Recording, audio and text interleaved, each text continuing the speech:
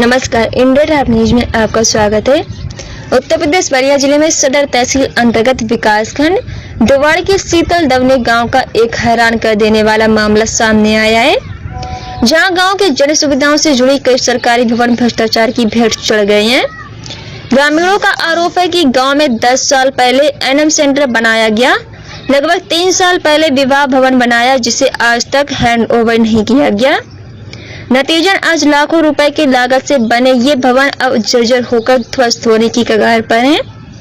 वहीं गांव में बने आंगनवाड़ी केंद्र की हालत भी काफी बुरी है। यही ग्रामीणों का आरोप है कि गांव में कुछ साल पहले पूर्वजों के द्वारा एक मंडी बनाई गई थी, जिसे दबंग लोग द्वारा मंडी के उसी भवन को प्राथमिक विद्यालय में बदल दिया गया और मंडी बंद हो गई, जिसके नाम पर अवैध धन उगाही का आरोप लगाया है। तस्वीरों में दिख रहा है ये भवन शीतल दवनी गांव में बने सरकारी भवन है, जो एनएम सेंटर के लिए बना है, जो भ्रष्टाचार की भेंट चढ़ चुका है। वहीं गांव की नवागत प्रधान की माने तो पूर्व में क्या हुआ ये नहीं पता, लेकिन मेरे कार्यकाल में ग्रामीणों की जरूरत को देखते हुए इन सभी को चालू कराने का प्रयास किया जाएगा। एक परिचय बता दीजिए। दिनेश कुमार सिंह, शीतल दवनी ग्राम सभा के निवासी हैं हम जी। यहाँ पर पीछे कुछ भवन दिख रहा है, क्या बना हुआ ये भवन? ये एनएम सेंटर है जी। कितने वर्षों से ये बना हुआ है? 15 वर्ष से बना हुआ है। तो क्या इन 10-15 सालों में क्या इस एनएम सेंटर की शुरुआत नहीं हुई? क्या कोई अधिकारी, कोई नर्स, कोई डॉक्टर, क्या शुरुआत नहीं हुई थी? कभी कभार वो एनएम जो है वो आती है तो मंदिर पे बैठ के चली जाती है, वहीं से यहाँ आती भी नहीं है और कुछ सब व्यस्त व्यस्त है। तो क्या इन 10 सालों में जो इसके प्रतिनिधि है, जो प्रधान है, क्या इसको चालू करने के लिए कोई प्रयास नहीं किए? प्रधान भी इसके पहले वाले थे जो अभी कभी नहीं आए हैं इधर जी। उसके बाद भी पीछे विवाह भवन बना हुआ है। विवाह भवन बना है, 2-3 साल हुआ बने हुए, अभी तक हैंड ओवर नहीं हुआ है ये। तो ये सब जो चीज बने हुई है, इसका उपयोग कैसे होता है? कौन यूज करता है इसका? उपयोग तो प्रधान न करवाएंगे या कोई जनप्रतिनिधि जो पहले था वो उपयोग कराएगा। तो जिस प्रकार से हैंड ओवर नहीं हुआ तो ये प्रधान बताएंगे कि क्यों नहीं हैंड ओवर हुआ है। हमारे संज्ञान में है कि हैंड ओवर अभी नहीं हुआ है। तो जिस प्रकार से यहाँ पर सारी दीवारें टूटी हुई हैं, दरवाजा गायब है, शीशा टूटा हुआ है, क्या इस किसको जिम्मेदार मानते हैं आप? जिम्मेदार मानते हैं जो इसके ये में होंगे, प्रशासन को मानते हैं जिम्मेवारी जी। अभी आप बता रहे थे कि यहाँ पे मंडी भी थी और इस मंडी का मंडी थी, तो मंडी चल के आपको दिखा देंगे। वहाँ मंडी थी, मंडी का औचित्य यहाँ था। मंडी बहुत दिन पहले एक बार आंधी आई और करकट उड़ गया, उसके बाद से उसका जी। कितने वर्षों से मंडी का यहाँ पर उपयोग हो रहा था और मंडी खत्म नार दे रहे थे तो मंडी बनवाए थे पहली बार मंत्री काल में जी। कौन से साल में मंडी खत्म हुई यहाँ पर? मंडी अभी 3 साल पहले खत्म हुई है। तो उस जगह पे क्या बना है? स्कूल बन गया है, स्कूल का ऑफिस लोग बैठने के लिए बना लिए हैं। तो क्या उसके लिए आपको पर्याप्त कहीं दूसरी जगह मंडी नहीं मिला?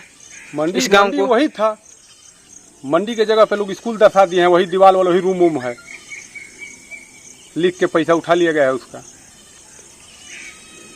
जी। अभी हम खड़े हुए हैं आंगनबाड़ी केंद्र पे शीतल दवनी में। यहाँ पर किस प्रकार का लाभ मिलता है ग्रामवासियों को? कुछ नहीं मिलता है, कोई आता ही नहीं है, नहीं कोई देखेगा तब तो बताएगा क्या लाभ मिलता है क्या नहीं मिलता है। तो क्या 10-5 लड़के रहते हैं, यही लड़के यहाँ डिपुट रहते हैं, कभी स्कूल खुलता है तो वहाँ चले जाते हैं। समझ में ही नहीं आता है कि यहाँ के लड़के हैं कि वहाँ के लड़के हैं। तो यहाँ पर जैसे आंगनबाड़ी में जो आंगनबाड़ी केंद्र बनाया जाता है, यहाँ पर देखभाल करने के लिए कार्यकर्ती रखा जाता है, तो क्या वो यहाँ पर नहीं आती है अपना ड्यूटी देने के लिए, कार्य करने के लिए? अभी नहीं आती है यहाँ पे। तो क्या हमेशा ये बंद रहता है? दम बंद रहता है। और जो ये स्कूल, क्या नाम है आपका? देवानंद यादव जी। कौन सा गांव के रहने वाले हैं? शीतल दवनी का जी। ये जो पीछे बना है, क्या बना है आपके गाँव में? ये विवाह घर है। तो एक कब बना है, कौन सा सन बना है, क्या कुछ जानकारी है? कुछ याद है? 2-3 साल हुआ है अभी इसका बनना। तो क्या इसका लाभ आपके ग्रामवासी को मिलता है, गाँववासी को? नहीं, अभी तो इसका शुरुआत नहीं हुआ है। तो क्या होता है इसमें, क्या होता है इसमें, किस कौन लाभ लेता है इसमें? अभी तो कोई इसका कोई लाभ नहीं उठाया है। इसमें गंदगी पड़ा हुआ है चारों तरफ। हाँ, सब क्यों? पड़ा है। मतलब जो वर्तमान चाहे पूर्व में जो प्रधान थे, क्या इसकी व्यवस्थाएं सुचारू रूप से नहीं की हैं चलाने के लिए? सब बन गया, अभी साल भर हुआ है इसका बनना है, अभी इसमें कोई उद्घाटन नहीं। 2 साल हुआ। हाँ, साल 2 साल। क्या नाम है आपका? कौन से गांव का रहने वाले हैं? यही गाँव का रहना है जी। जो आपके पीछे ये एनएम सेंटर दिख रहा है, ये जो कितने सालों से बना हुआ है? 10 साल हो गए। तो क्या इन 10 सालों में अभी तक इसमें कोई नर्स वगैरह, कोई डॉक्टर वगैरह कोई नहीं आया इसमें कार्य करने के लिए? कुछ होना है क्या 10 सालों से ऐसे ही बंजर पड़ा हुआ है? हाँ, तेरी बंजर पड़ेगी। क्या ऐसे जो पूर्व में प्रधान थे, क्या इसको प्रयास आप लोगों ने नहीं किया यार? प्रयास कोयला रही तो लो तो है तो ही रही। तो क्या होता है इसमें इस समय? अब वो है होता है लड़का खिलाता रहता। इसका शीशा उसा सब दरवाजा कैसे गायब हो गया, टूट गया सब, कैसे टूट गया सब? अब माल गायब हो गए। मैं प्रधान प्रतिनिधि मुकेश कुमार सिंह से चल रहा हूँ। जी, अभी एनएम सेंटर को देखा गया, विद्यालय को देखा गया, आंगनबाड़ी को देखा गया, ये जो सामूहिक शादी जो आपको होता है वह देखा गया। स्थिति इसकी दयनीय बहुत है। इस पर आपका क्या विचार है, क्या आपका कहना इस पर है? अब इसमें मेरा यही कहना है कि ये लगभग 10 सालों से ये एनएम सेंटर बना हुआ है और ये एनएम सेंटर कभी हैंड ओवर ही नहीं हुआ किसी को। और स्थिति यह है कि जो भी यहाँ जिसकी ड्यूटी लगती है वो वहाँ पे जाते भी नहीं हैं लोग। मतलब एक तरह से पूरा ये सिस्टम जो आप देख करके आए हैं ये एक चुनौती भरा हुआ है। विद्यालय की स्थिति आप देखे होंगे, गए थे विद्यालय पे आप, तो स्थिति वहाँ देखे होंगे क्या स्थिति है।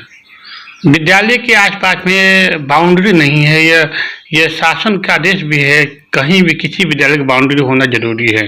अब मेरे कार्यकाल में तो मतलब अभी स्टार्टिंग है, अब पूर्व में बाउंड्री की पैसा आई है कि नहीं है ये इसके बारे में तो पता करना पड़ेगा। कायाकल्प कौन सा विद्यालय का सुंदरीकरण करना था, परंतु ये देखा गया तो बहुत दयनीय स्थिति वहाँ की है। देखिए समय आने दीजिए, मेरे होते हुए हो सकता है कि मेरे प्रयास से हो। पूर्व में जो देख रहे हैं आप यथावत वो लगभग 10 वर्षों से है और उसी तरह है। अब उसमें मेरे द्वारा कुछ नहीं किया जा सकता। जो आने वाला दिन है उसमें हमारा जितना सार्थक प्रयास रहेगा उसमें हम करेंगे। आंगनबाड़ी देखा गया, वहाँ शीशा टूटा हुआ, फूटा गया है, तमाम चीज है, कुछ नहीं है इस पर। प्रत्यक्षम की प्रमाणम उसमें आपको दिख रहा है। अगर शीशा टूटा हुआ है मान लीजिए तो शीशा कमरे के अंदर होगा, जैसे आपने बता रहे हैं, तो कमरे के अगर अंदर है शीशा तो ये निश्चित तौर पे आंगनबाड़ी सेंटर नहीं खुलता है। अगर खुलता तो झाड़ू पोछा तो होता ही, तो शीशा रहने का सवाल ही नहीं है। जिन विकास मुद्दों को लेकर के, जिन विकास को लेकर के ग्रामवासी अपने प्रतिनिधि चुनते हैं जी जी। और लगभग 10 वर्षों से 15 वर्षों से ये सारी चीजें हो रही है, विकास के नाम पर कुछ नहीं हो रहा है और प्रतिनिधि के रूप में आपको ग्रामवासियों ने चुना है। ये सारी चीजें हैं जो विकास के नाम पर, इसको धांधली देखा जा रहा है कि ये सब चीजें बनी हुई है लेकिन इसका उपयोग के नाम पर कुछ नहीं हुआ है। मैं तो वही बता रहा हूँ। तो आपके द्वारा जो योजना बनाई जा रही है किस प्रकार से पहल की जा रही है? लगभग 1 महीना बीत चुका है शपथ ले। इसमें अभी शपथ ग्रहण मेरा तो परसों हुआ, प्रधान जी का शपथ ग्रहण परसों हुआ। मैं पत्राचार शुरू कर दिया हूँ। जैसे आंगनबाड़ी के बारे में आपको बता दें कि मैं आंगनबाड़ी शासन में पत्र लिख चुका हूँ कि आंगनबाड़ी सेंटर की स्थिति खराब है, यहाँ के जितने बच्चे नामांकित हैं वो फर्जी संख्या है। प्राइमरी स्कूल और आंगनबाड़ी सेंटर दोनों आसपास होने के कारण एक वो लोग लाभ ले लेते हैं आंगनबाड़ी वाले लोग कि प्राइमरी स्कूल के बच्चे को अपने यहाँ बुलवा लेते हैं अगर कोई अकस्मात निरीक्षण करने आता है तो उस कंडीशन में इन सब जांच का विषय है और जांच में मैंने शासन को पत्र भेजा है। अब पत्र पे क्या कार्रवाई होती है देखा जाता है, उसके बाद फिर अगला कदम उठाया जाएगा। कुछ लोगों द्वारा ये भी कहा जा रहा है कि प्राथमिक विद्यालय में बच्चे की संख्या, पढ़ने की संख्या 10, 15 है, 20 है, लेकिन रजिस्टर में इसकी संख्या 100 से ऊपर है, 150 है, 200 है। तो ये सारी चीजें क्या हो रही हैं? ये बिल्कुल हो सकता है। अभी जब से ये नया कार्यकाल प्रधान का शुरू हुआ है तो इस समय से तो विद्यालय खुला ही नहीं, जैसा आप लोग जानते हैं। तो वर्तमान समय किस प्रकार की चुनौतियां हैं आपके पास? किस प्रकार से आपको चुनौतियां आप देख करके आए हैं? सारी चुनौतियां जैसे एएनएम सेंटर का बताए हैं, आप खुद ही बता रहे हैं। वहाँ एक और भवन बना हुआ है, शायद उसका क्या नाम है, जो तो उसका भी स्थिति आप देख ही रहे होंगे, वो भी हैंड ओवर नहीं हुआ है। उसके बाद चैन तो खुला हुआ उसका, बिल्कुल वो एकदम ओपन है। ये बताइए मुझे हैंड ओवर हुआ ही नहीं है या पूर्व प्रधान या सेक्रेटरी ने लिया ही तो मैं हैंड ओवर क्यों करने जाऊँ? अभी मुझे मार, मुझे नहीं फंसना उसमें। तो क्या आप मानते हैं जो पूर्व के प्रधान सचिव या अधिकारी में इसमें मिल भगत से घोटाला हुआ है?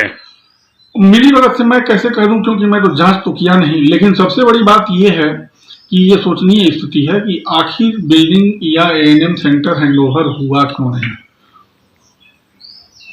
ये पूर्व कार्यकाल में बना हुआ है तो आखिर ये हैंडओवर हुआ क्यों नहीं? आखिर कौन सा कारण था ऐसा? जी, तो आपके द्वारा इस पर क्या क्या पहल की जा रही है? क्या कहाँ तक इस पर पहल की जा रही है? सबसे बड़ा चीज है कि यहाँ आपको स्पष्ट बता दें कि कुछ लोग इस तरह के हैं कि जैसे इन सब कामों में अगर हम हाथ लगाते हैं तो 10-5 लोगों का समूह है जो आक्रामक हो जाते हैं। उन लोगों को बेचैनी बढ़ जाती है कि ये ऐसे चलता आ रहा है, ये नया काम शुरू कर दिए, ये विवाद कर रहे हैं, गांव का माहौल खराब कर रहे हैं। तो मैं बिल्कुल मुंह से बोलना बंद कर दिया हूं और मैं पत्रजात से सारी सूचनाएं मैं डीएम, एसपी, विदेन मुख्यमंत्री सबके यहाँ मैं पंचायती राज विभाग, बाल विकास पुष्टाहार, ये सारी चीजों में मैं लगा हुआ हूँ। दिन रात इस पे पत्रजात और पत्राचार हो रहा है और मैं उस तरीके से इससे निपट लूंगा। ये मेरा यही तरीका अपनाया। जी, तो आप अपने इस मामले का संज्ञान उच्च अधिकारियों को आपने दिया है? बिल्कुल, मैं पत्र से सबको अभी आप जहाँ बाइक ले रहे हैं उसके ठीक सामने एक गड्ढा है। गड्ढे की रकबे के बारे में बता दें कि जो एक काली जी का मंदिर है वहां से 15-15.5 जरीब जब यहाँ आएगा उसके बाद गड्ढा स्टार्ट हो जाता है। अब स्थिति यह है कि गड्ढा में लोग भर करके अतिक्रमण करके घर बना लिए, कोई शौचालय बना लिया, कोई अपना भैंस पालने का जगह बना लिया। अब यह है कि गड्ढे का आकार हो गया छोटा। अब बरसात के दिनों में जब पानी जा रहा है तो ओवरफ्लो हो रहा है, तो वो पानी निकल रहा है। अब गांव के लोग चिल्ला रहे हैं। अब स्थिति यह है कि इसकी पैमाइश के लिए मैंने डीएम के यहाँ पत्र दिया। एसडीएम साहब ऑर्डर कर दिए हैं। इसकी कमेटी बन गई है, 5 लेखपालों की कमेटी बनी है और ये बरसात के कारण रुका हुआ है। इसकी पैमाइश होगी और पैमाइश होने के बाद चिन्हित किया जाएगा। चिन्हित करने के बाद इस गड्ढे को बरसात के बाद पानी निकलवा करके और इसकी खुदाई और सफाई करवाना है।